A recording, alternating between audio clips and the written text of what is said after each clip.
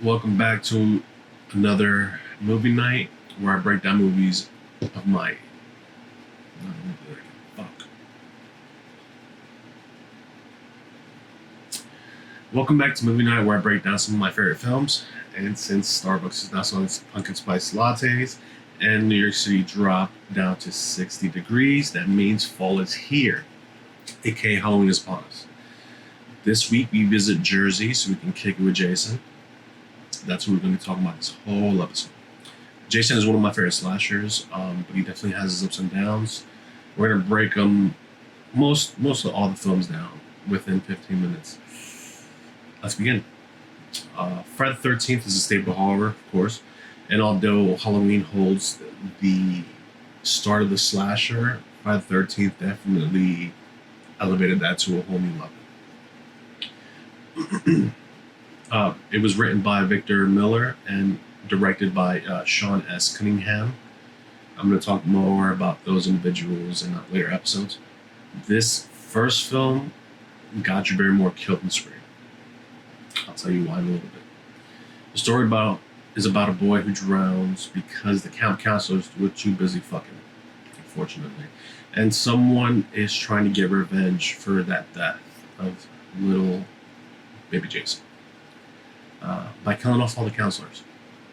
In the end, we find out that it was Mama Voorhees the whole time. That's what got Drew Barrymore killed, because they asked the question, what's your favorite scary movie?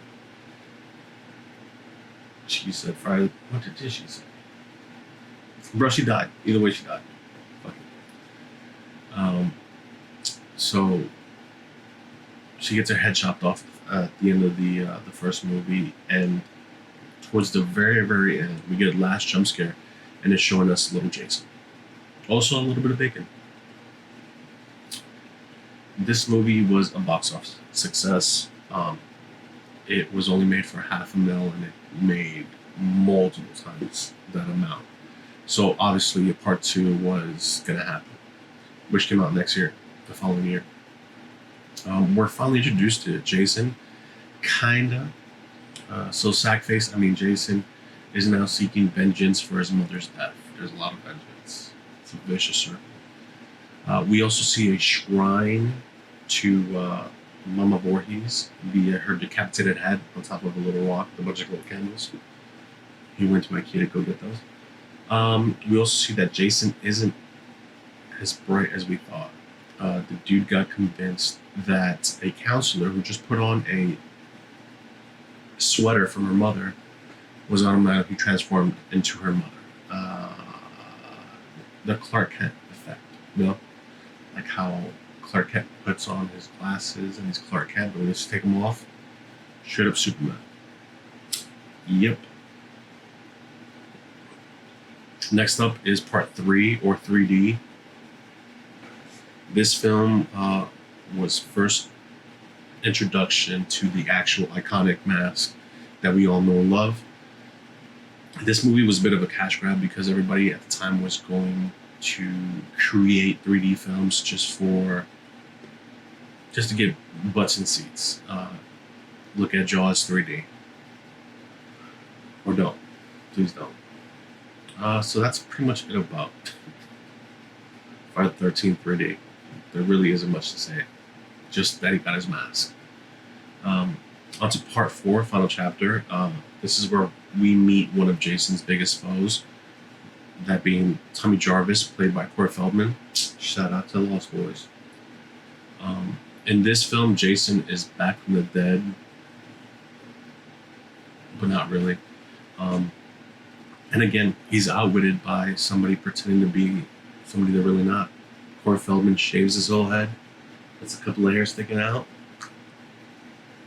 It's a splitting image of Jason, apparently. So yeah, he got confused.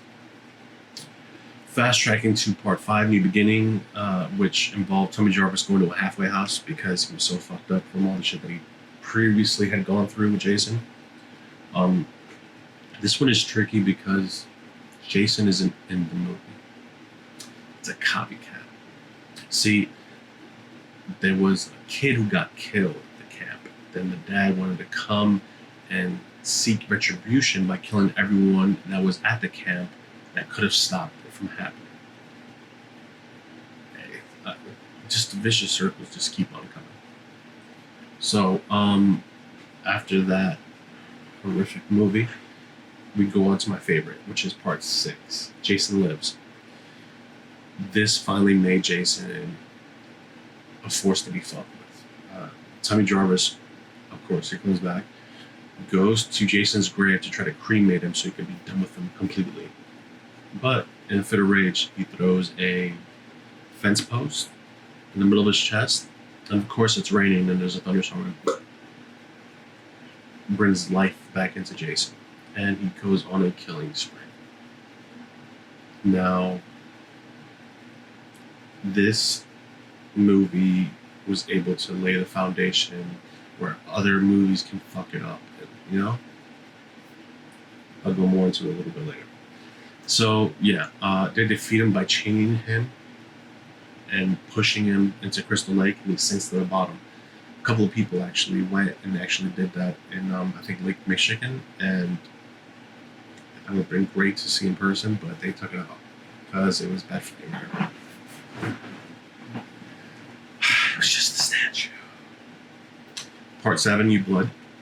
This movie, I'm going to admit, I haven't seen in a very long time, just because of what it deals with.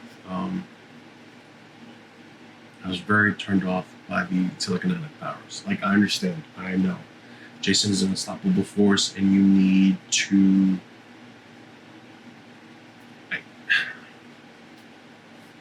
They brought in superpowers to get rid of Jason.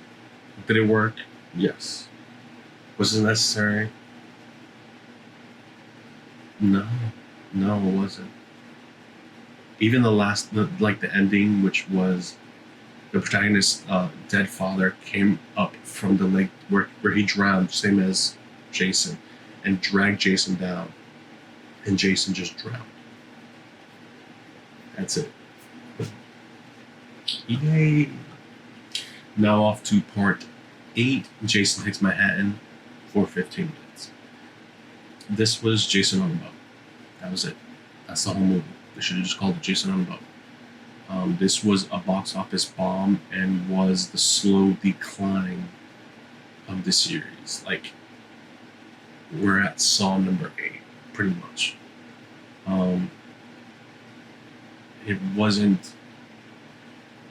There wasn't much to go on this movie. Like, people just lost interest in it.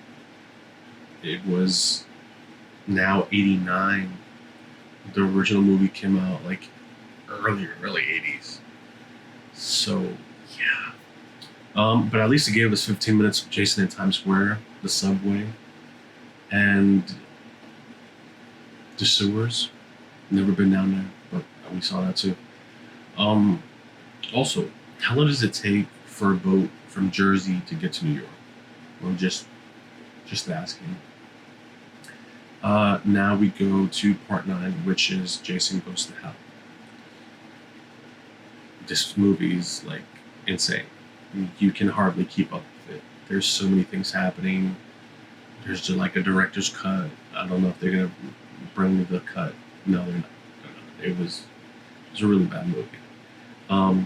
So Jason is killed by SWAT team, and the coroner who's checking over his body eats his heart and becomes Jason.